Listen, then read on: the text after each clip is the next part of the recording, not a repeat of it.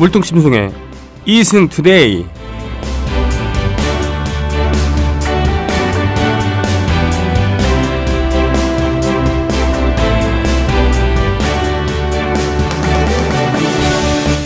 데자뷰라는 게 있습니다. 무심결에 내가 어디 가본 데 아닌가라고 하는. 그래서 이게 나중에는 이 전생이랑은 정말 있는 건가 라는 그런 일종의 뇌의 착각이라고 하는데, 글쎄요, 근 한 달 만에 지금 스튜디오에 왔습니다만 내가 여기서 방송을 한 적이 있었던가, 뭐 이런 것만큼은 좀 낯설기도 하고, 일단 자리가 좀 낯설기도 합니다. 무엇보다도 낯선 거는 물뚱심송님과 마주보고 있다가 이렇게 양옆에 이렇게 앉아야 된다는 이 사실인데, 이렇게 시간은 흘러갑니다. 그리고 분명히 40일 전에 우리와 지금의 우리는 뭔가 달라졌습니다. 그리고 방송을 새로 개장한 그런 가정하기 전에 한 달 전과 지금 또 달라진 것이죠. 물뚝심송의 이승투데이 시즌2라고 할 수 있겠는데요. 중요한 얘기 듣고 와서 시작하겠습니다. 새벽 2시에 깨어났나? 딱히 고민이 있어서 그런 건 아니다. 새벽 5시에 일어났나? 새벽 6. 아우, 이 인간이 잠도 못 자게 화장실을 들락거려. 남성 활력과 전립선 건강, 하루 한 알로도 충분합니다. 소팔메토, 옥타코사놀, 아연, 비타민 A, D, E까지 하루 영양 기준치 100%를 꽉 채운 메가셀 남자의 활력.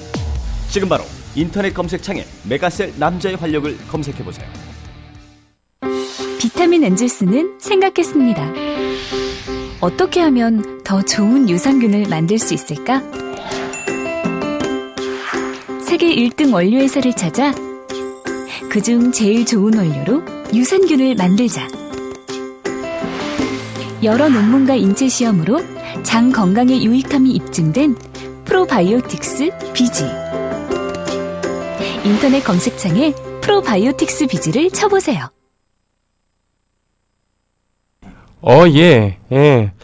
보니까 지금 비타민 엔젤스는 그대로고요. 고려생활 건강, 이게 이제 추가가 됐군요. 물뚝심송이 이승투데이. 자, 애국 시민 여러분, 해외 동포 여러분, 그리고 동네 주민 여러분, 우리 조합원 여러분들 안녕하십니까? 전 여러분의 7집 가수, 소리지기 노래하는 사람 손병휘입니다. 옆에 물뚝심송님 모셨습니다. 안녕하십니까? 안녕하십니까? 네. 항상 그 7집 가수라고 소개를 하시는데, 네네. 상당히 뭔가 좀 관록이 좀 있어 보이고. 그 사실은 자기 최면 플러스 자기 위로 자위가 있는 겁니다. 저도 이제 좀 책을 열심히 써서 저서가 뭐 2자릿수로 가야 되는데, 2자릿수 가기는커녕 2권밖에 없어. 18권 저자 물뚝심송입니다. 이런 거. 그렇군요. 진짜 오랜만입니다. 그러게요. 우리가 5월달에 선거 당일날 우리 봤었나요? 그렇죠. 그리고 그 다음 주에, 맞아요. 화요일에 행사가 있어가지고. 그렇게 됐구나. 참 오랜 시간이 지난 것 같아요. 따지고 보면 오랜 시간도 아닌데. 사실 세어보면은 며칠 안 되는 거죠. 네네. 며칠 안 되는데 저도 그동안 또 많은 변화가 있었고, 국민 TV, 국민 라디오 미디어 협동조합도 많은 변화가 있었던 것 같고. 뭐 그런 상황입니다. 일단은 우리 국민 TV 미디어 협동조합, 국민 TV 국민 라디오에 실라캔스라고 할 수 있는 진행자가 있었어요. 그러니까 삼엽충은 멸종됐고 실라캔스는 중생대 이래로 지금 계속 아직도 살고 있다는 얘기가 있죠. 마다가스카르 근처에 있는 원시 어류인데 아직도 살아남고 있었던 데일리 진행자 한 명이 그 수명을 다하고 이제 주간으로 돌려졌습니다. 저 얘긴데요. 그렇군요. 근데 물뚝심송이 지금 뭐라 그러나 안색이나 피부가 상당히 좋아졌어요. 전에 비해서는 꾸준히 좋아지고 있는데, 그게 또 이제 막판 고비인지, 제가 이번에 이제 암 진단 받고 나서 1주년을 넘겼거든요. 1주년이 또 하나의 큰 고비라고들 하더라고요. 1주년 기념 검사에서는 굉장히 좋은 결과가 나왔습니다. 뭐 재발의 징후가 전혀 없다. 근데 그래서 그랬는지 액땜하려고 그랬는지 막 몸살이 오고, 그 다음에 이제 이 구강암이다 보니까 아무래도 이 교정기 보철, 이 보철을 새로 만드는 작업 때문에 이 치아 구강 구조를 다 재정비를 합니다. 그것 때문에 굉장히 고통을 받고 있죠.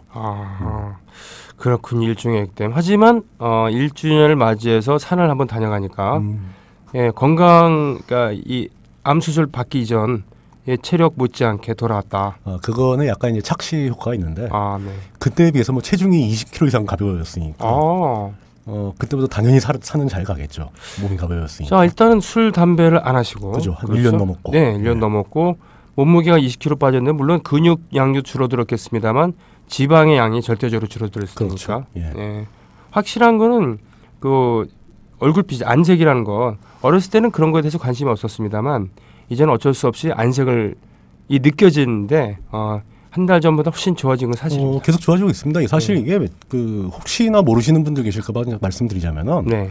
이 안색이 나빠진 것은 다른 게 아니고 이 방사선 치료의 결과예요. 그렇죠. 후유증이에요. 네, 네, 네. 방사선을 많이 쐬게 되니까 이제 몸이 자연적으로 그 여름에 선탠하면 피부가 검어지듯이 네. 멜라닌 색소가 모인 겁니다. 그게 1년 동안 빠진 게 이 정도인데 그렇죠. 원래는 한 1년 지나면 거진 다 없어진다라고 얘기가 나왔었는데 생각보다 더 많이 모인 것 같아요. 게다가 원래 저 얼굴 색깔이 좀 검은 편이에요. 그렇죠. 네, 잘 타고. 제가 처음 인사를 나눴을 때가 2012년 겨울 아니면 2013년 1월 뭐 이때였는데 그 해화동에 있었던 딴지일보 지하에서 네, 그때 이 한겨울인데 얼굴이 좀 퉁퉁하고 시커먼 분이 저분이 물뚝심송님이구나. 그때는 아마 간이 안 좋아. 얼굴이 그런가요? 뭘 드시면서 네, 인사를 나눴습니다만 저는 벌써 그렇게 됐네요. 예. 저는 어떻습니까? 이제 무뚝님 차례인데 굉장히 가벼워 보이세요. 그러니까 요 대선 끝나고 방송 국민 TV 미디어 협동조합이 약간 휴직에 들어가면서 어디 갔다 오셨다고요? 그렇죠. 예. 그 얘기 좀 들려주시죠. 예. 실은 태국에 원래 2주일씩을 했었으니까 그렇죠. 2주일 일정으로 12박 13일을 빠이를 다녀왔어요. 치앙마이랑 빠이. 우리식으로 따지면 한반도 쪽으로 본 중북부에서 또 북부까지 갔다 온 건데 치앙마이가 원래 힐링하는 도시고 고대 도시라고 합니다만 거기서 5일 동안 자전거를 타면서 여기저기 돌아다녔고요. 그 이후에 7일 동안 거기서 3시간 정도 산길을 굽이쳐 가면은 있는 그런 빠이라는 곳에 갔습니다. 그 산골에 전 세계에서 그러니까 거기 주민들은 10,000명이 채 안 되는데 전 세계에서 수많은 배낭 여행자들이 찾아와요. 그렇죠. 여행자들이 많은 거죠. 특히 젊은 여행자들 그리고 히피들도 있고 뭐 공통점은 빠이는 잠깐 놀러 왔다가 장기 취하는 사람들이 많다는 그런 공통점인데 하여튼 이 두 군데를 다녀왔습니다.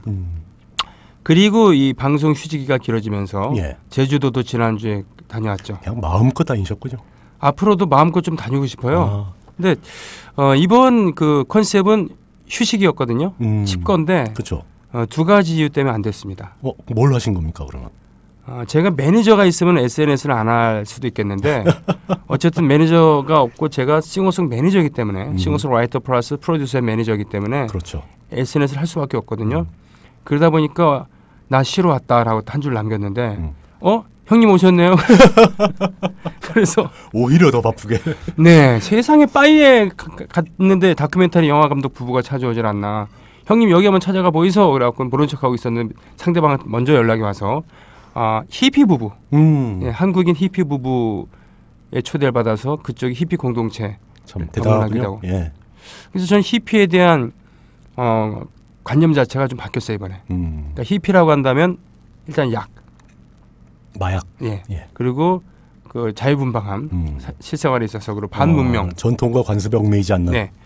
뭐 그런 쪽으로만 생각했었는데 영적인 히피가 있구나. 그런 면도 있죠. 그러니까 술 담배를 안 하고 그리고 채식만 하면서 영적으로 각성되어 있는 경건한 히피. 예를 들면 인도의 고대어 있잖아요. 산스크리터. 그걸로 만든 찬송가를 기타는 물론이고 인도의 전통 악기를 두드리면서 켜면서 예배를 본다거나 또는 히피 공동체 히피들이 가족 단위인데 모두 국적이 달라요. 그런데 그 국적이 다른데 그냥 거기서 대처 없이 사는 게 아니라 각 나라에서 NGO 자격으로 파견된 것 같은. 그래서 본국의 지원을 받아서 거기서 교육사업이라든가 자선사업, 인도적인 또 예를 들면 시리아 난민 문제가 터지면은 각국에 그런 식으로 퍼져 있는 히피 공동체들이 힘을 모아서 모금을 하거나 콘서트를 하거나 그래서 힘을 모으는 일종의 어떤 사회문화적인 커뮤니티가 형성된 거네요. 그렇죠. 예. 그리고 그 바위에서도 일정도 지분이라고 문화적인 지분이라고나 할까요? 매주마다 수요일 저녁에 그쪽에 서양 사람들이 모이는 아지트 같은 그런 그 아트인 짜이라고 하는 공간에서 콘서트를 열기도 하고, 예, 뭐 등등등 그렇습니다. 그리고 태어나서 처음으로 스쿠터라는 걸 타봤어요. 오, 제가 면허가 없거든요. 오, 면허가 없는데 거기서는 면허가 없어도 스쿠터를 빌릴 수가 있었어요. 그게 일정 배기량 이하는 면제되고 뭐 그런 게 있을 겁니다. 110을 했는데, 예. 전 그거 믿고 이번에 제주도 가서 50cc를 빌리려다가 실패했습니다. 우리나라에서는 안 돼요. 우리나라에서는 안 돼. 우리나라 원동기 면허라도 있어야 됩니다. 세상에. 그래서 태어나서 처음으로 면허라는 걸 따야 되나 고민하고 있습니다. 전에는 그 보통 면허, 그러니까 일종 보통이나 이종 보통 면허로 125cc까지는 그냥 몰 수가 있었는데 그게 아마 바뀌었을 겁니다. 이제는 그 소형 면허가 따로 있어야 될 겁니다. 저는 그것이 저한테는 안 좋았습니다만 좋다고 생각합니다. 이종 소형 면허 하나 따시면 되죠. 네, 그런가요? 네. 근데 그런 일이 있었는데 어저께 오랜만에 만난 조합원 한 분이 표정에서 짠기가 빠진 것 같아서 좋다. 저희가 보기에도 뭔가 좀 다르다고 느꼈는데 그래요? 그 표현이 참 좋네요. 짠기가 빠진 것 같다. 그 짠기의 뉘앙스가 조금은 다르겠지만 저도 나름대로 뭔가가 빠져 있는 그게 군기인가요? 군기나 정신이 빠져 있는 것 같으면 좀 문제가 되는데, 그러니까 불필요한 것이 빠져 있는 이런 느낌이 들어서 훨씬 편하고 자연스럽고 좋아 보인다라는 말씀을 드리고 싶네요. 무엇보다도 저한테 좋았던 거는 그동안 곡을 못 썼었거든요.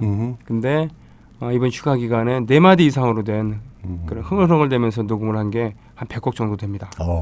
그것을 잘 갈무리해서 그중에 쓸만한 것들은 발전시키고 잘 기록해서 클라우드에 보관하세요. 날리지 마시고 일단 드롭박스에 저장해놨습니다. 그렇죠. 뭐 그런 게 이제 아직은 창작을 더 할 수 있겠구나라는 게 제일 기뻤고요. 어쨌든 그 이승투데이 지금 뭐 지난 한 달 동안 어떻게 살았는가 얘기를 했습니다만, 물뚱님께서는 계속 그 이러저러한 사회적 발언을 계속 해오셨잖아요. 거의 이제 최소화시켰었죠. 그러니까 그 아까도 말씀드렸지만 1주년 고비를 넘기느라고 좀 나름대로 힘들었고, 근데 나름대로 또 긴 시간 동안 쉬면서 이런저런 생각을 많이 했습니다. 따로 준비하는 것도 있어서 그렇지만, 이승투데이라는 방송을 다시 하게 된다는 이야기를 듣고도 과연 여기서 이제 우리가 어떤 이야기를 하게 될 것인가. 일주일에 한 번씩 어떤 주제를 가지고 이 수많은 청취자분들을 만나야 될 것인가. 이걸 고민을 좀 많이 해봤어요. 그렇군요. 이 고민은 결국은 우리가 만날 수 있는 모든 문제점의 해결책은 이 문제의 뿌리, 기원, 즉 역사에서 찾을 수 있다라고 생각을 하는 거죠. 그래서 이승투데이를 앞으로 어떻게 할 것인가를 찾아보려고 했더니 결국은 제가 과거에 이승투데이의 전신에서 무엇을 해왔던가를 돌아봐야 된다. 그렇게 생각이 간 겁니다. 그러고 보니까 우리가 팟캐스트에서 물뚝심송으로 시작하는 그런 시리즈를 검색해 보시면은 거기서 이제 국민TV와 관련된 것이라고 한다면 모두 저와 함께 진행을 했던 건데, 제일 처음에 그 독재 유산 답사기를 시작을 했죠. 독재 유산 답사기를 꽤 오래 했습니다. 꽤 오래 했어요. 그래서 이제 그 독재 유산 답사기가 후반부에는 이제 메가스토리라고 교회의 역사에 대한 이야기로 정의가 됐었죠. 주로 이제 우리나라의 메가처치, 대형교회, 대형교회 역사에 대해서 이야기를 했었고, 그러다가 이제 국민TV에서 제가 프로그램을 쉬었어요. 2015년 정도에. 원래 처음에는 2014년부터 시작했거든요. 근데 독재 유산 답사기는 사실은 그 XSFM의 그것은 알기 싫다 프로그램에서 이어졌었습니다. 그건 뭐 띄엄띄엄 하는 거니까 달랐고, 그 다음에 다시 이제 국민TV에서 나투데이라는 걸 했었습니다. 나투데이. 낮에 한다고 해서 나투데이는 아니고 그냥 굉장히 주장이 다양했었죠. 뭐 호미 대신 낫을 들었느냐, 뭐 나투데이냐, 뭐 이런 거 했었는데, 나투데이 원래 뜻은 이제 투데이가 아니다. 라는 뜻이었죠. 그 왕자의 게임에 나오는 유명한 대사를 제목으로 잡았던 겁니다. 근데 재밌는 것은 독재 유산 답사기는 실제로 역사 콘텐츠였었어요. 그러니까 해방 이후 이 한국 사회, 우리 사회를 지배해왔던 독재 정권들이 어떤 흔적을 남겼는가. 그 흔적들을 쫓아가면서 독재 정권들의 행태를 다시 음미해 볼 수 있는 그런 콘텐츠였고, 그 메가스토리는 교회의 역사였다는 거죠. 근데 이 교회의 역사를 다루다가 재밌는 대로 가지치기가 생각이 뻗어나간 겁니다. 근데 메가스토리의 중심된 그 이야기 중에 하나가 왜 한국 사회에서 개신교가 이렇게 큰 아주 강대한 세력을 갖게 됐는가? 네. 라는 역사를 찾다가 그 원산 대부흥이라는 특이한 사건에 주목을 했었죠. 원산 대부흥. 예, 네. 그게 이제 원산 대부흥이었는데 최근에는 원산에서 시작했지만 주로 벌어진 것은 평양이기 때문에 네. 평양 대부흥으로 부르는 게 맞다. 뭐 이런 이야기가 있었고. 그게 1905년인가 7년인가 뭐 그런 그렇죠. 예, 그 20세기 초반이었죠. 네. 그때 이제 굉장히 강렬한 인상을 주면서 그 서북 지방의 민중들에게, 네. 지식인들에게 또 지식인들에게 그 새로운 문물을 빨리 받아들인 사람들에게, 그러니까 요즘 표현으로 하면 얼리 어댑터들이죠. 네. 그런 사람들한테 굉장히 큰 충격을 주고 인식의 변화를 가져오게 되는데 네. 이게 우리나라 그 대형교회 역사의 시발점이거든요. 그때 굉장히 저는 제가 자료를 조사하고 여러분들에게 청취자 여러분들에게 설명을 해드리는 입장인데도 네네. 스스로 공부하면서도 굉장히 많은 걸 느꼈다는 겁니다. 저는 같이 방송을 하면서 내가 갖고 있는 의문점이 해소되는 기분. 많은 문제를 해결해주고 있는 거죠. 설명해주고 그렇죠. 있는 거죠. 예. 네. 근데 그거 최근에 들어서 또 한 번 놀라는 일이 있었습니다. 뭐죠? 왜냐하면 제가 SNS상에서 가끔 이제 이야기를 많이 했었는데 그 1960년대에 그 리처드 홉스테터라는 유명한 학자가 네. 미국의 반지성주의라는 책을 써서 발표하면서 굉장히 큰 파장을 일으킵니다. 미국의 반지성주의. 예. 그게 당시에 필리처상도 수상을 하게 되고 네네. 여러 가지 이제 어떤 학계에 또 사회에 큰 반향을 불러일으키는데 그 반지성주의 흐름이 사실은 60년대 70년대 미국이 아니라 21세기의 전 세계에서 아주 그냥 포괄적으로 나타나고 있지 않느냐. 가만있어. 자, 이 반지성주의라고 한다면 어떤 말씀을 하시는 건가요? 뭐 메카시즘 이런 겁니까? 굉장히 광범위하게 포함합니다. 네. 그러니까 합리성과 이성에 따른 판단을 경시하고 어떤 감성적이고 본능적인 판단을 더 중시하게 되는. 네. 근데 이게 말로 표현하자면 되게 힘드는데 그런 증상이 사실 60년대부터 있었다는 겁니다. 그러니까 홉스테터도 홉스테터가 반지성주의가 실제로 드러난 사례를 굉장히 많이 제시를 하는데 그 중에 하나가 그 메카시즘도 들어있는 겁니다. 메카시즘도 있고. 그거 딱 10분만 앉아서 생각을 해봐도 이게 말이 안 된다는 얘기를 알 수 있는 건데 사람들이 그렇지 않고 그냥 일방적으로 몰려간다는 거죠. 근데 메카시즘은 아주 작은 사례에 불과합니다. 그러면서 반지성주의가 미국 사회에 광범위하게 퍼지고 있다는 이야기가 벌써 60년대, 70년대에 나온다는 얘기죠. 참 의외인 게 예를 들면 1930년대, 40년대 이탈리아와 독일이다 라고 한다면 그렇지 파시즘은 분명히 반지성주의야. 그렇죠. 라고 얘기할 수 있겠는데 1960년대, 70년대 미국이라고 한다면 그래도 미국이 건강했었던 끝물이죠. 네. 그 미국의 어떤 건강함이 무너져 내리는 걸 보고 홉스테터는 한탄하듯이 그 책을 쓴 겁니다. 그렇군요. 이렇게 나가다는 심각하다. 네네. 근데 그 뒤로 다시 미국은 80년대에 다시 부흥기를 맞게 되는 거죠. 이 이야기도 묻혀 있다가 21세기 들어서 트럼프가 당선이 되고 영국에서는 브렉시트가 벌어지고 우리 사회 이야기를 들으면 약간 민망하지만 뭐 박근혜가 당선이 되고 이건 도저히 정상적인 판단들은 아니거든요. 그렇죠. 이런 것 때문에 반지성주의가 재조명을 받고 있다는 것은 사실입니다. 네. 그런데 제가 놀란 부분은 그 홉스테터 역시 60년대 미국의 반지성주의를 고찰한 그 학자 역시 미국의 반지성주의의 뿌리를 미국의 개신교에서 잡고 있다는 겁니다. 그것도 다름 아닌 그 17세기, 18세기, 19세기에 수시로 있었던 미국의 부흥회의 역사에서 찾습니다. 부흥회 놀랍군요. 놀라운 일이죠. 그 이후로 홉스테터가 미국의 반지성주의가 사회에 광범위하게 퍼져나가고 지지를 얻는 과정을 설명하는 게 우리 사회에서 거의 판박이처럼 똑같이 벌어집니다. 사실은 미국이란 나라의 건국 이념 뭐 명문화되는 건 아니다 하더라도 거기에 아주 중요한 영향을 미친 것은 종교의 자유잖아요. 그럼요. 미국은 심지어 종교적 기반에 의해서 탄생한 국가입니다. 그렇죠. 청교도 그러니까 흔히 말하는 필그림 파더스, 그 파운딩 파더스. 그 사람들이 다 종교적 관점에서 국가를 세웠습니다. 물론 이제 벤자민 프랭클린이라든가 이런 사람들은 미국을 굉장히 강력하게 세속주의 국가로 명시를 합니다. 그렇죠. 헌법 자체에. 근데 그 사람들 자체도 굉장히 종교적인 사람들이었다는 거죠. 그렇죠. 그리고 그 청교도 정신은 미국이란 나라를 그 유럽의 다른 국가와 구분되는 근대적인 국가로 규정하는 가장 핵심적인 아이디어입니다. 그러니까 그런 그 청교도적인 경건함, 근면함과 그 이성주의, 이성주의, 합리주의. 합리주의.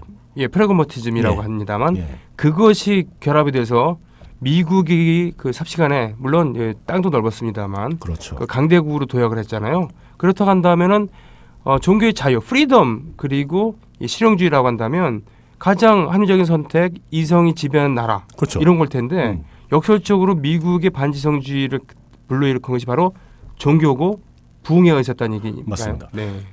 그게 정말 놀라운 논리 전개인데 네. 청교도주의는 굉장히 합리적이고 금욕적이고 네. 사람의 본성을 억제하는 쪽입니다. 그렇죠. 예. 이 홉스테터는 그렇기 때문에 더욱더 미국이라는 사회가 반지성주의가 득세할 수 있는 토양이 되었다고 보는 겁니다. 그래서 그 이후에 등장한 부흥회에 기반한 개신교의 흐름은 인간의 본성을 폭발시키는, 오히려 억압하는 게 아니라 풀어헤치고 더 발산할 수 있도록 만들어주는 방향으로 그 스스로 전개되기 시작했다라는 겁니다. 그래서 부흥회라는 것은 그 종교적인 그런 열정으로 종교적인 열정을 그 폭발시키는 거긴 하지만 욕망을 분출시키는 건 예를 들면 세속적인 욕망을 분출시키는 거와 거리가 먼 거 아닙니까? 거리가 멀죠. 이제 어떤 그 종교적인 체험을 하게 해주는 건데, 그렇죠. 근데 그 홉스테터는 그거를 본질적으로는 같은 거로 보는 거예요. 그러니까 이게 지금 여기서 모든 걸 다 설명드릴 수는 없어요. 그러니까 이거는 굉장히 큰 주제고 수도 없이 많은 사례, 그 사회적인 그 현상들을 갖다가 설명할 수 있는 하나의 맥락입니다. 하나의 도구가 될 수도 있어요. 저는 그걸로 아직까지 뭐 확립된 이론을 갖고 있는 건 아니지만 우리 사회에서 발생한 굉장히 다양한 사회적 현상들을 해석할 수 있다고 믿습니다. 자, 여기까지 얘기는 미국을 위기에 빠뜨렸었던 반지성주의가 판을 치게 만들었었던 것이 부흥회 이런 것인데 그렇죠. 이것이 그 우리나라에서 반복되고 있다. 거의 유사하게 반복되고 있습니다. 자, 독재유산 답사기와 그 메가 스토리는 뭐가 다른 것인가, 뭐가 이어진 것인가 했을 때 실은 우리가 그 독재유산 답사기는 바로 이 공간적인 개념, 공간을 찾아가서 거기에 시간을 투여함으로써 여기 어떤 일이 있었던가, 독재 정권이 뭘 했던가, 바로 건국 전후부터 시작을 했죠. 그죠. 건국보다도 이제 광복, 경교장 얘기도 했었고, 저 양민학살이 있었던 거창 얘기도 했었고, 4.3 제주도 얘기를 했었고요. 뭐 이런 식으로 얘기를 했었습니다만 나중에 이제 이 신의 중심과 4.19 얘기도 그래서 그것이 이제 독재유산 답사기라는 얘기를 하는데 거기에 그 이승만이라고 하는 인물, 그렇죠. 기독교계를 등에 업었던 친일파 기독교계를 업었던 이승만. 특정하자면 감리교였죠. 교파가 감리교였습니다. 여기에 교집합에 바로 그 메가스토리에 있는 거죠. 감리교라는 것 자체가 미국에 시작된 거고 미국의 굉장히 강력한 근거를 가지고 있는 개신교의 한 분파이면서 그 부흥회 계통에서도 감리교는 굉장히 중요한 역할을 합니다. 근데 아이러니한 것은 감리교 교단이 사실은 기독교, 개신교의 그 갈래 중에서 가장 엄격하고 가장 규율이 강한 집단 중에 하나예요. 그러니까 이게 굉장히 어떤 그 인간의 본성이 보여주는 아이러니한 측면을 잘 묘사하고 있다는 겁니다. 사실 종교라는 것이 말이죠. 우리가 갖고 있는 종교에 대한 관념은 사람들을 긴장시키고 도덕적으로 위축을 시킨다. 그렇죠. 뭐 이런 거 있습니다만 모든 종교가 그런 게 아니더라고요. 보니까. 그렇지 않습니다. 그러니까 그 결국 사람은 굉장히 긴 시간 동안 억압의 기전을 받게 되면 그 감정의 에너지를 분출을 시켜야 되거든요. 그러니까 그 사회적으로도 어떤 사회 전체를 이성과 합리와 규율로 억압하는 분위기가 지속되다 보면은 그 반작용은 반드시 생기게 돼 있습니다. 그 저는 이제 우리 사회에서 굉장히 많은 부분을 우리의 선배들도 앞선 운동가들이 많이 놓치고 있다고 생각을 하는데 그 87년에 굉장히 큰 87년 민주화 항쟁이 있은 다음에 그 앞선 독재 정권 시대에 사람들이 억눌려 있던 그 감정들이 87년 이후에 폭발했다고 간주를 합니다. 근데 그게 진보에 대한 욕구가 폭발했다기보다는 억눌려 있던 감정적 욕구가 분출한 걸 봐요. 감정적 욕구. 그렇게 볼 수 있다는 거죠. 그런가요? 그렇게 보면 오히려 더 많은 게 해석이 됩니다. 왜냐? 87년 이후에 사실 안타까운 이야기지만 우리 사회의 민주화 운동을 주도하던 세력들의 어떤 그 운동권 정서 이거는 크게 큰 틀에서 봤을 때는 지속적으로 실패해 왔습니다. 87년을 정점으로 그 이후로 사회운동가들, 민주화운동가들, 또 학생운동권 세력들 네. 이런 사람들은 꾸준히 작은 실패를 반복하면서 20년이 흐르면서 대중들의 지지를 완전히 잃어버리게 됩니다. 그런 것이 이명박 박근혜 당선으로 그렇죠. 그렇게 이어지는 거죠. 된 거고. 그러니까 네. 이게 우리 스스로가 굉장히 이성적이고 합리적인 대중들의 지지를 대중들에 의해서 움직이고 있다고 잘못 생각하는 거죠. 네. 그러니까 우리가 과거에 몇십 년 동안 겪어왔던 실패의 원인도 우리가 우리 사회를 바라보는 눈에 있어서 네. 어떤 그 제대로 된 관점을 확립하지 못했기 때문이 아닌가. 네. 이런 근본적인 회의감도 약간 들었어요. 그렇군요. 네. 우리가 사실은 메가스토리를 통해서 또 그 전에 독재유선 답사기를 통해서 우리가 어떻게 이런 그 세월을 예. 살아왔으며 거기에 어떤 몰역사적인 얘기 그렇죠. 그리고 예. 종교적인 그런 열광 이런 것 때문에 어떤 것들이 많이 이렇게 뒤틀려졌나 그렇죠. 라는 것에서 결국 얘기를 한 거였잖아요. 그렇죠. 저는 당시에 그 원산 대부분부터 우리나라 현재 70년대 그 뭐 대형 교회로 이어지는 역사를 이야기하면서 굉장히 좁은 시각으로 그 역사를 바라봤다는 느낌이 들었습니다. 네. 교회에만 한정을 한 거죠. 네. 그렇지만 그걸 시야를 조금 뒤로 물러서 넓혀 보니까 네. 우리 사회 각 분야의 거의 모든 분야에서 굉장히 유사한 기존의 현상들이 도처에서 발견되고 있다. 이야. 예. 지금 그것을 다 밝혀내신 겁니까? 아니면 지금 공부를 하고 계신 겁니까? 공부하고 있는 중이죠. 예. 그러니까 그 이야기를 네. 앞으로 이제 이승투데이 시간에 네, 단편이나마 여러분들께 들려드릴 수가 있게 될 것 같습니다. 그렇습니까? 그러니까 그거를 다양한 사례를 설명드릴 수가 있는 거죠. 네. 사실 솔직히 이해가 안 가는 사건들이 되게 많거든요. 네. 그러니까 굳이 뭐 멀리 갈 필요가 없이 우리 사회는 모든 사람들이 왜 그렇게 부동산을 사랑하는가? 아, 부동산. 예. 네. 단순히 부동산에서 돈 버니까 돈이 큰 돈이 걸려 있으니까 그렇게 보고 넘길 수도 있습니다. 사실은 그 우리나라 사람은 부동산을 사랑한다보다 동산을 사랑했잖아요. 동산에 올라 뭐 이런 노래들 많이 죄송합니다. 네. 예. 뭐 그런 건데. 그렇군요. 예. 네.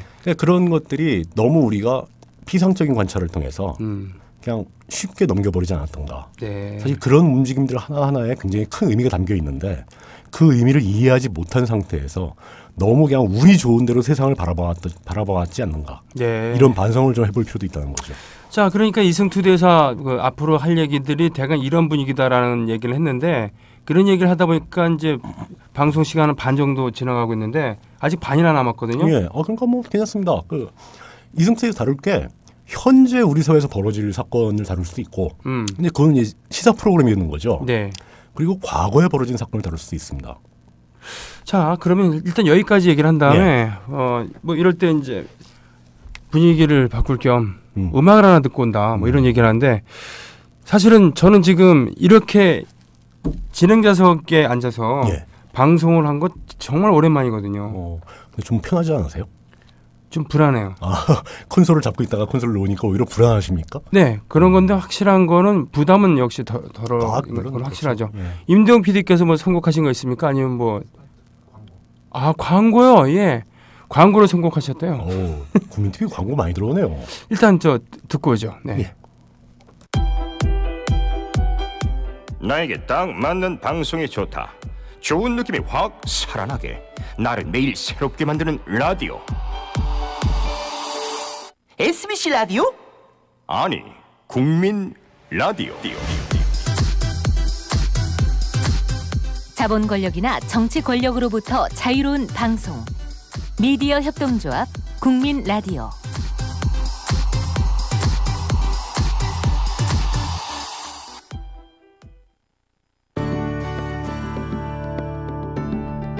국민TV에서 광고주를 모십니다.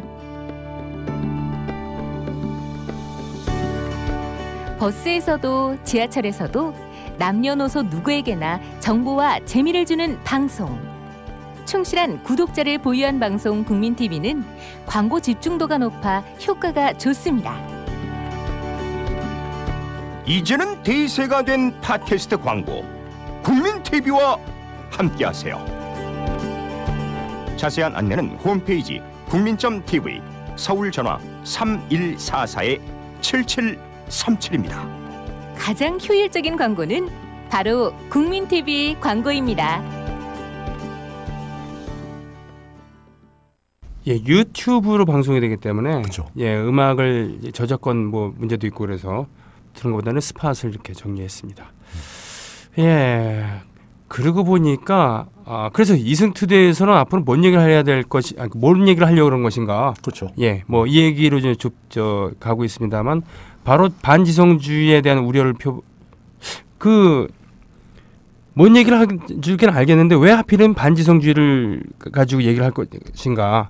이런 직접적으로 결심하신 이유라도 있습니까? 그냥 재밌으니까. 실은 저는 그 문제를 다룬다 그래서 예. 쌍수를 들고 환영을 하고 있는데 왜냐하면은 대선 전에도 그랬습니다만 예. 대선 이후에도 뭐라고 할까요? 차분히 한꺼풀만 들춰보면은 그렇게까지 흥분 안 해도 되는데. 그럼요. 왜들 저렇게 죽창을 들고 몰려다닐까? 근데 이제 그런 부분 때문에 많은 분들이 안타까운 건 사실입니다. 네. 뭐 그냥 단도직입적으로 얘기해서 그 문재인 현 대통령, 네. 그 당시 후보, 그 문재인 후보에 대한 지지자 그룹이 네. 그 어떤 행동에서 도를 넘은 행동을 많이 보여주고 있지 않느냐. 네, 네. 이런 우려가 되게 많은데 네. 저는 이 부분을 반지성주의적 관점에서 좀 해석을 할 수 있다고 네. 보거든요. 근데 이제 이게 하다 보니까 좀 일반적이지 않은 관점을 조금 갖게 됐어요. 어떻게요? 어떤 거냐면 반지성주의가 과연 나쁜 거냐라는 질문을 해볼 필요가 있습니다. 이것은 마치 저런 겁니다. 그러니까 우리가 어떤 사회를 분석하고 발생한 사건을 이해하고자 노력을 할 때 사회적 현실의 가치 판단을 어떻게 할 것이냐. 네네. 우리 사회는 지금 현재 이런 상태다. 이게 가치 판단상 옳은 일이냐 틀린 일이냐. 네. 이건 무의미한 판단이라는 거죠. 현실은 있는 그대로 이해하고 있는 그대로 받아들이는 게 맞는 거지. 네. 지금 우리 현실은 이건데 이 현실은 되게 나빠. 이런 판단은 의미가 없다는 겁니다.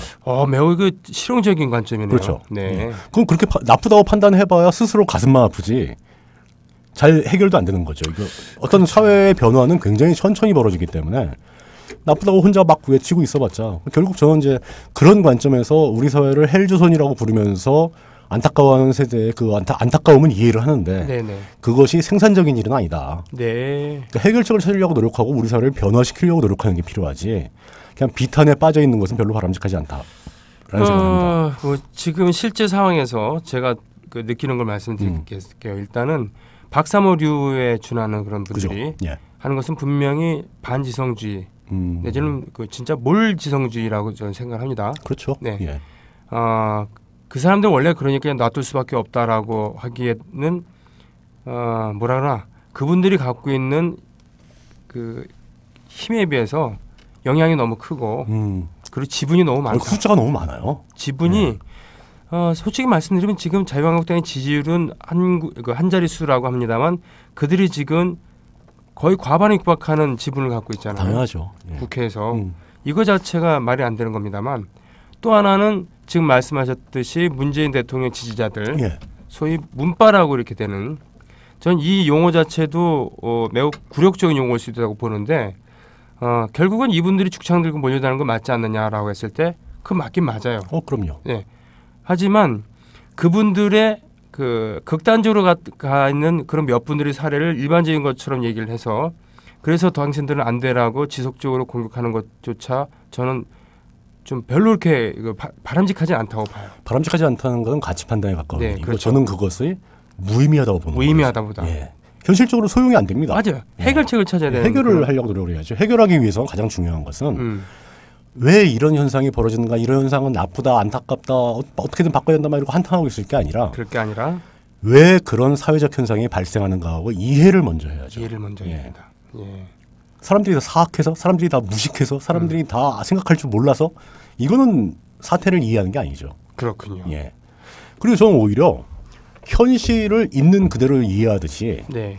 인간의 본성도 있는 그대로 이해하는 게 필요하다고 생각합니다. 네. 인간은 배고프면 밥을 먹어야 됩니다. 네네. 인간이 배고파서 밥을 먹고 싶다고 이야기하는 것을 두고 너는 왜 이렇게 무식하냐고 욕할 수 없는 거예요. 지금 밥 먹을 때냐? 밥 먹을 때가 아니건 배고픈 건 어쩔 수 없는 겁니다. 네네네. 똑같은 얘기죠. 네. 인간이 어떤 일을 하고자 하는 어떤 욕망을 가지는 것은 굉장히 중요하고 정석적인 일입니다.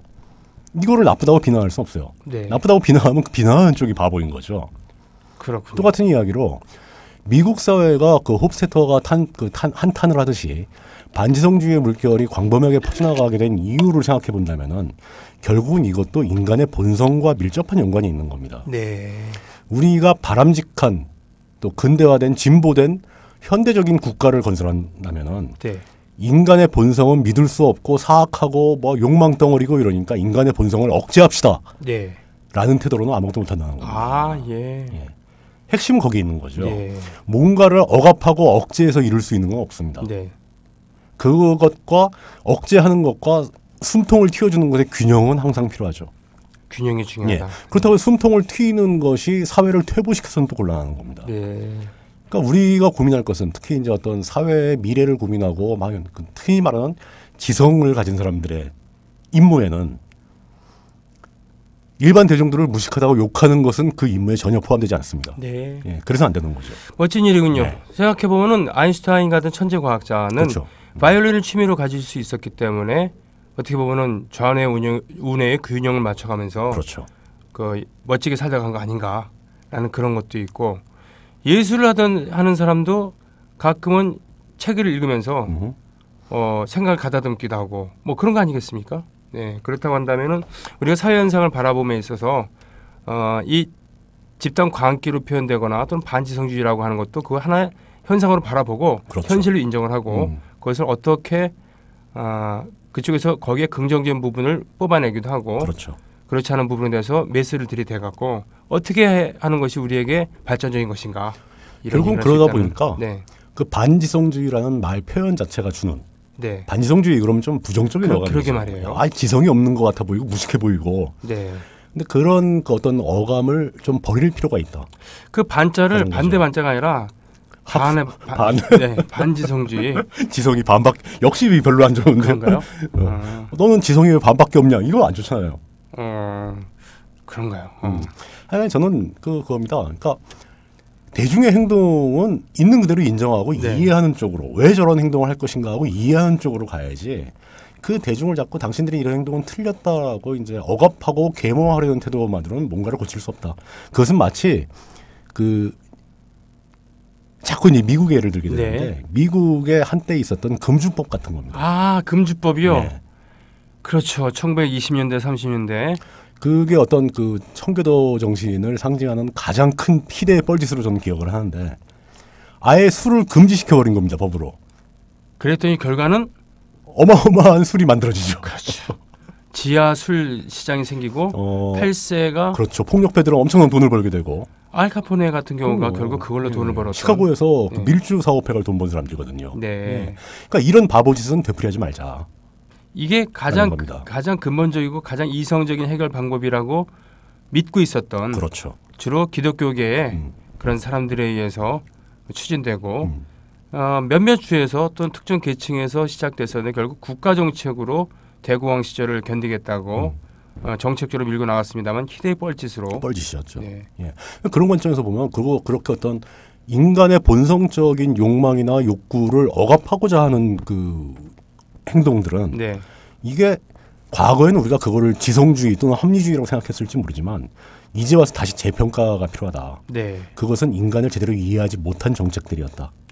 알겠습니다. 지금 뭐 유튜브 실시간 채팅이랑 그리고 우리 라디오 팟빵 게시판에 글이 올라왔을 텐데 올라오고 있는데 임대영 PD께서 잠깐 좀 가셨어요. 네. 네. 그래서 어떻게 저희가 뭘 만질 수가 없네요. 만질 수가 없어요. 이게 이제 저기 앉아있지 못해서 뭐 이렇게 얘기되는 건데 제가 저로 가볼까요? 그러면? 유튜브 댓글에 멋진 리라는 분이 원래 대중적 움직임의 동기가 반지성주의로 움직이는 측면이 있다. 이런 대중적 속성을 이해하고 잘 대처할 필요가 있다. 뭐 이런 이야기를 하시네요.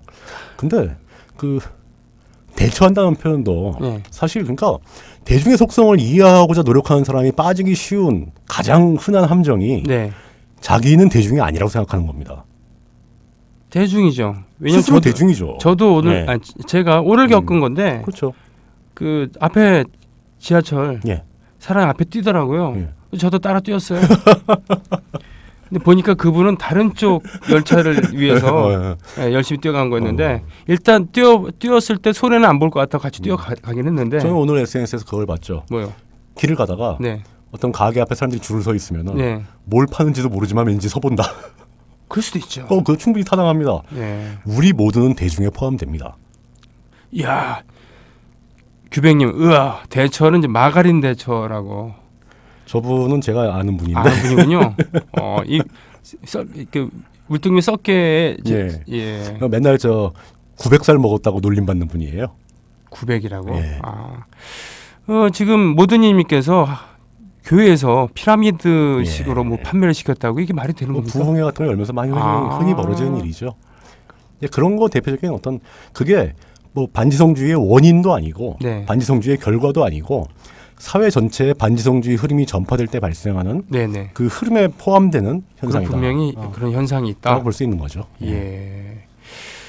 그렇다고 한다면 예를 들면은 우리가 사실은 그 메가스토리랑 부득대 유지한 답사기에 공통된 소재 같은 것들은 결국 기독교 플러스 독재, 과거 독재자들 뭐 이런 것 그리고 사실은 전 인구에 비해서 기독교 개신교의 인구는 사실은 보잘것 없었는데 어떻게 상류층부터 해서 기독교인들이 권력을 통해서 확장을 했는가?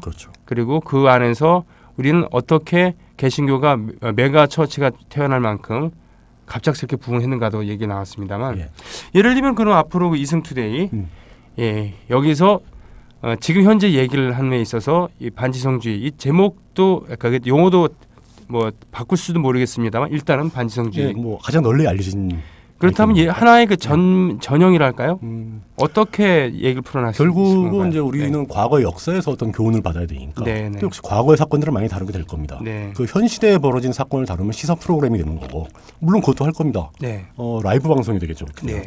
그리고 이제 녹음 방송을 통해서 이제 과거에 벌어졌던 사건들을 분석해 볼 텐데 지금 제가 일단 초반에 준비한 아이템 중에 하나를 미리 예고편 삼아서 말씀을 드리자면 그 유명한 김일성의 보천보 전투입니다. 오, 그거는 그 항일 유격대, 만주에 있는 항일 유격대들이 강을 넘어와서 두만강인가요, 압록강인가요? 두만강이죠.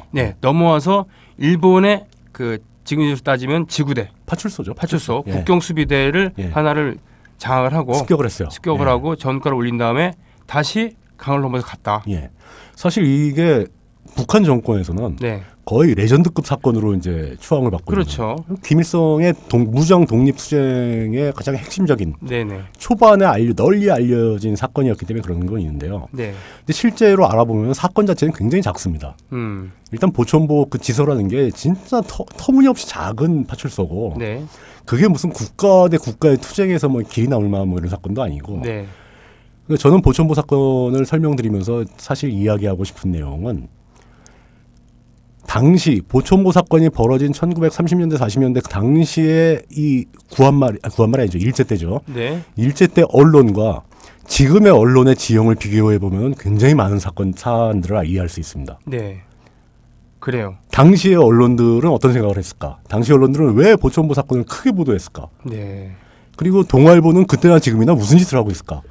그러게 이렇게 동아일보가 그것을 그 비중 있게 다루고 그 당시에는 동아일보가 혼자서 그 특종으로 엄청 써먹습니다. 그리고 그 동판을 떠갖고 그 뭡니까 그 남북 대화 그 무드 있을 때 남북 협상 처음 막 그 대화하고 정상 대화하고 막 그럴 때 금칠하고 갖다 줬잖아요. 금칠했나 금칠을 안 했는지 모르지만 금판으로 만들었다고 나중에 알고 있는데요. 아무튼 그걸 딱 이렇게 가져가갖고는 바쳤잖아요. 그러니까요. 말하자면 그러니까 아부한 거예요. 솔직히 얘기하면은 그런 만큼 대단한 역사적 의미를 두고 있는 건데. 그렇죠. 그런데 그 맥락은 그때나 지금이나 언론이 하는 짓이 똑같았다. 이렇게 되는 거죠. 그리고 남한에서는 애써 그 의미를 축소하려고 그랬고 그냥 그 사실 그대로만 보도해도 있는 그대로만 알려주면 되는데 그것도 아니고 보천보 전투를 아예 언급을 안 하려고 노력을 했고 그렇기 때문에 그 현대사를 공부하면서 투쟁 의지를 다졌던 일부 운동권에서는 보천보 전투를 북한의 시각으로 보는 오류를 범하기도 했잖아요. 그게 또 반작용인 거죠. 그렇죠. 그러니까 보천보 전투를 있는 그대로 보도하고 있는 그대로 사람들에게 알렸다면은 네. 그런 반작용은 존재하지 않았을 겁니다. 네. 오히려 북한 스타일로 보천보 전투가 무슨 국가를 구한 대사건인 양, 네. 이 운동권계에서는 그걸 그렇게 또 막 굉장히 과장을 하고 네. 숭배를 하고 네. 이런 움직임이 또 생깁니다. 이런 그 서로 잘못된 현실과 괴리된 잘못된 움직임들이 바로 반지성주의의 움직임을 사회적으로 확산시키는 메커니즘이다. 이런 사례들을 보여드리고 싶은 거예요. 휘파람이라는 노래 기억하시죠? 예, 아주 유명하죠. 어젯밤에도 불었네 휘파람 휘파람 이거 예. 90년대 초반 그 노래 좋아요. 노래방에서 있습니다. 노래방에 네. 있습니다. 90년대 초반에 북한의 최고 히트곡이었잖아요. 이 노래를 만들고 부른 집단이 바로 보천보 전자악단, 보천보라는 이름은 얼마나 신성지하면은 네. 심지어 악단의 이름을 보천보라고 붙일 정도로. 네, 그 당시 우리로 따지면 걸그룹이었어요. 그러니까요. 네, 가장 최고의 인재들을 모아서 전자음악을 통해서 가장 최첨단의 그 대중음악을 만들고 불렀는데 쉽게 얘기하면 어용 걸그룹이죠. 뭐 그렇게 얘기할 수도 예, 있겠네요. 네, 뭐 그게 거기 이제 보천보라는 이름이 있었을 그렇죠. 만큼 네. 보천보 전투라는 것은 북한에서 매우 중요한. 북한에서 아주 신성한 명사가 되는 거죠. 물론 그 당시 북한에서 만주에서 활동하고 있었던 게릴라가 한반도까지 와갖고는 그 어쨌든 전과를 올리고 다시 무사히 탈출했다라는 것은 사기면에 있어서 엄청나게 영향을 주는 건 굉장히 사실이죠. 중요한 일이죠. 네. 당시에 또 이제 그 30년대 이 후반으로 접어들면서 네. 사실 그 무장 독립투쟁의 맥이 다 끊어진 건 사실입니다. 네. 그래서 남한이 아니라 이제 남북한 통틀어서 일제 치하의 한반도에서 그 일반 민중들이 일제에 반대하는 마음을 갖고 있는 사람들이 이렇게 어떤 보고 즐거워할 만한 뉴스가 없었던 건 사실이에요. 그 뭐 신출 귀몰했다고 하는 그 사회주의 계열의 무장 투쟁가들 네. 다 잡혀 들어가고 더 이상 남지 않았던 거죠. 게다가 죽고 예, 양세봉 같은 사령관 사라지고 죽고, 예. 예. 그러다 보니까 사람들 일반 민간 대중들은 목이 말랐던 상태에서 보천보 전투라는 사건은 굉장히 선정적인 소재였던 건 사실입니다. 네. 그러나 이것을 우리가 역사적으로 보질 못해서 어떠한 일이 벌어졌던가에 대해서 거기에 지성이 개입되지 않은 그렇죠. 그런 부분은 통해서 어떤 일이 벌어졌는가를 분석을 하겠다는 처음에 거군요. 출발할 때 이거 이렇게 써먹어도 되겠지라고 쉽게 생각해서 방향을 1도를 잘못 틀은 그 결과가 한 10년, 20년, 30년이 지나면서 얼만큼 무시무시하게 큰 물결로 잘못된 물결로 우리 사회에 쳐들어오는가 이런 걸 보여주는 아주 재미있는 사건이라는 겁니다. 1도를 잘못 틀어서 그렇죠. 예전에 정신 1도 하사불성이라는 얘기도 있었습니다만 정신을 1도 옆으로 틀면은 못할 짓이 없다라는 그런 뜻입니까? 그럼요. 뭐 이제 그런 식의 이야기로 이 이승투데이 시간을 채워갈 수 있도록 그게 이제 시작할 때 기획하는 과정에서는 항상 이렇게 멋있는 생각을 해요. 네. 근데 매주 하다 보면 지쳐가지고 그냥 이번 주에 뭘로 때우지 막 이렇게 됩니다. 근데 가급적 그러지 않고 뭔가 일관성 있는 맥락을 가진 진짜 들었을 때 사실 저희가 한 50몇 분 방송을 하는데 솔직히 말씀드려서 한두 마디 건질 수 있으면 대성공입니다. 그렇습니다. 저는 사실은 좀 지금 요즘에 갈증을 느끼는 게 뭐 오늘 처음에 안부를 나누면서 SNS 얘기를 했습니다만 SNS를 통해서 너무 많은 얘기들이 오가면서 그것이 이제 대선 캠페인 동안 또는 투쟁, 촛불 전국에는 그걸 통해서 서로를 고무하기도 하고 정보를 나누기도 합니다만 요즘에는 오히려 그것 때문에 도대체 진실이 무엇인가라는 것보다는 얘가 저랬대, 제가 저랬대 라고 하면서 우후 몰려다니면서 이럴 때는 차라리 집안에 들어앉아서 조용히 술이나 먹고 싶다 이런 심정이 들기도 할 만큼 좀 피곤하다고나 할까요? 한 발자국 뒤로 물러서는 게 필요한 시점이기도 하죠. 그렇군요. 지금 뭐 유튜브에서 저희가 꼭 챙겨야 될 댓글이 좀 있습니까? 보천보 이야기했더니 앞으로 읽어도 보천보고 뒤로 읽어도 보천보라고. 그렇군요. 야, 50보 전에도 읽어도 보천보고 100보 뒤에서 읽어도 보천보네요. 기러기, 토마토, 다시다. 소주 만병만 주소. 이거 진짜 제일 긴 게 있었는데 제가 기억을 못 하겠네요. 누가 써주실 거예요. 저기 마가린의 대처는 간장이라고 소소한 사람님. 마가린을 데치면 다 녹는다고. 아 그렇군요. 예. 네.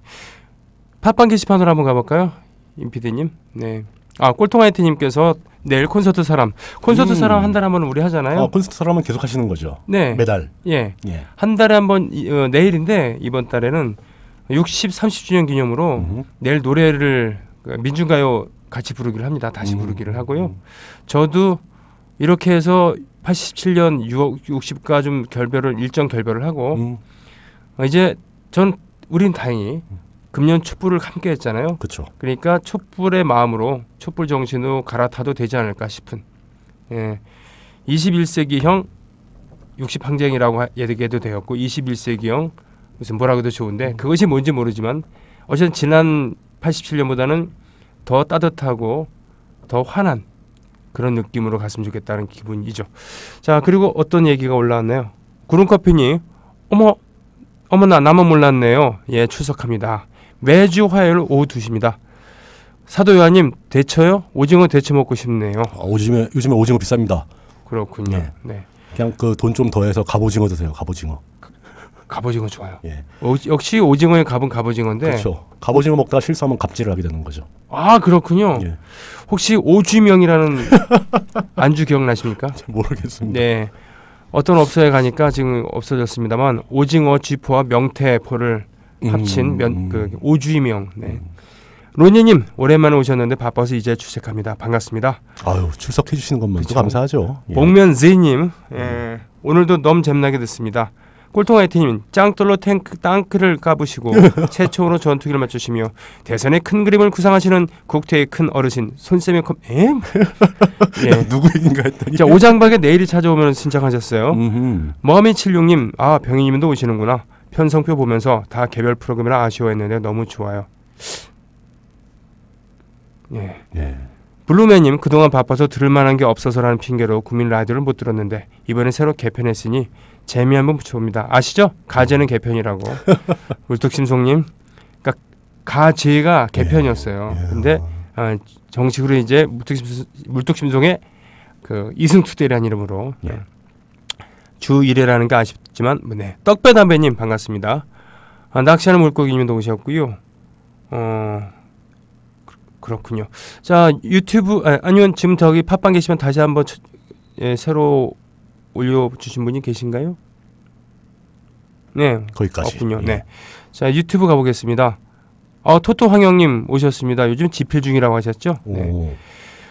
자 전화카드 한장님 두 분 너무 반갑습니다. 권력의 도구로 전락하는 전문가 집단이나 소외된 지식인 집단으로 갈라지는 시행착오는 있겠지만 우리는 의지가 역사의 발전이라는 저울을 좌우하는 한 반지성주의가 우리 미래를 지배하는 일 없을 것 같습니다. 저는 이런 글을 접하면은 이것에 동감하느냐 안 동감하느냐 떠나가고 가슴이 뜨거워져요. 그럼요. 네, 이건 역시 반지성주의인가요? 그렇죠. 사실 반지성주의는 줄이면은 이제 건성주의라고 할 수 있죠. 아 그렇군요. 네, 그 기름기가 빠진. 아니면 반성주의입니까? 네. 구미TV 뉴스K 다시 올 2월이 윤이월이 올시다. 이거 누가 쓴 거예요? 모르겠어요. 비밀입니까?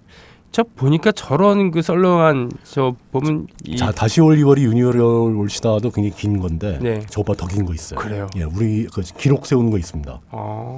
제가 나중에 기회가 되면 한번 다시 올 2월이 윤이월이 올시다. 어째죠? 저 어투는 우리 노조위원장이시며 카메라 감독이신 김영환 씨 같아 보이는데 임정득님 너무 팬인데 콘서트 사람 못 가서 너무 아쉽네요. 이런 반응 정말 가슴 무너집니다. 임정득 씨 내일 온답니다. 오호. 물뚱님 혈색 많이 좋아지셨네요라고 토토 형님. 그러니까 뭐 혈색은 좋은 편인데 피부에 그 멜라닌 색소가 많아서 검게 보이는 것뿐입니다. 계속 빠지고 있으니까 기분은 좋습니다. 멜라닌이 없는 눈에 멜라닌이 없기 때문에 색소가 없기 때문에 토끼 눈이 빨간 거 아니겠습니까? 멜라닌 색소가 비정상적으로 안 나오는 경우를 알비노 증후군이라고. 그렇군요. 뭐 머리도 하얗고 막 피부도 하얘지는 그런 거죠. 그러고 보니까 멜라닌 색소가 좀 부족하기 때문에 선글라스를 써야 되는 그 서양인들이 선글라스를 꼭 써야 되는 이유가 그렇죠. 그 사람들은 이제 눈이 굉장히 부시니까 이 안구에 색소가 부족해서 눈이 파랗고 막 그런 사람들이 이제 눈이 잘 이제 햇볕이 조금만 맞으면 눈이 부셔서 고통스럽다는 거죠. 그렇군요. 동양인들은 사실 선글라스가 크게 필요 없는데 저도 이 안경을 거의 보안경 개념으로 쓰고 있는데요. 네. 자외선을 차단해주는 효과가 있다고 하더라고요. 그래서 그런지 운전할 때 쓰면 굉장히 눈이 편해요. 저도 이게 이제 변색 렌즈입니다. 변색 렌즈. 자, 그런 의미에서 멜라닌 사프카의 음악을 들으면서 마칠까요? 시간이 얼마 안 남았습니다만 일단 걸어두시고요. 네. 손명희님 60 민주항쟁 기념공연 완전 감동이었어요. 릴리짱님 보셨어요? 못 봤습니다. 제가 생각해도 감동이었어요. 아유. 그거 준비하는 게 힘들었고 감동이었기 때문에 60을 이제 정리되었구나라는 생각도 했습니다. 30년이면 강산이 3번 바뀐 거니까. 네. 자, 노래 하나 딱 들으면서 배경을 깔면서 줄이겠습니다. 가장 슬픈 거는 반지성주의가 판을 치는 세상이겠죠. 멜라니 사프카의 The Sad Thing 들으면서 오늘 방송 마치겠습니다. 다음 주에 그럼 보천보 전투를 가지고 얘기를 하게 되는 겁니까? 그렇죠. 네. 별다른 이변이 없다면. 김성주, 김용주, 김철주 삼형제가 지금 제가 관심을 갖고 있는 것은 결국 이제 우리 한반도에서는 제일 중요한 건 남북 문제거든요. 네. 릴리짱님 구민티 화이팅입니다. 2만 원 이런 제도가 있네요. 훌륭하네요. 예. 야. 고맙습니다. 예. 다음 주에 뵙죠.